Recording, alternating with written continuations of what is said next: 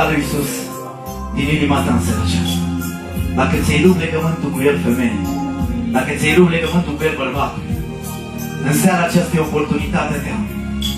Ridică o mână sus împreună cu mine și spune lui Iisus: Iisuse, vreau să te binez din nou în inima mea, să te urmez din nou, să fac voia ta, să mă supun ție.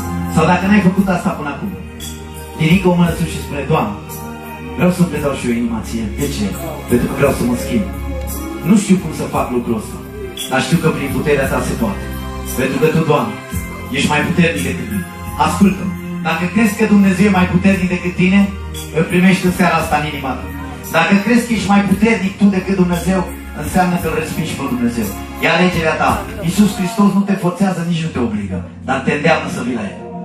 În seara aceasta spune un da lui Dumnezeu și un nu diavolului. Ridică o mână sus. Ridică o mână sus împreună cu mine.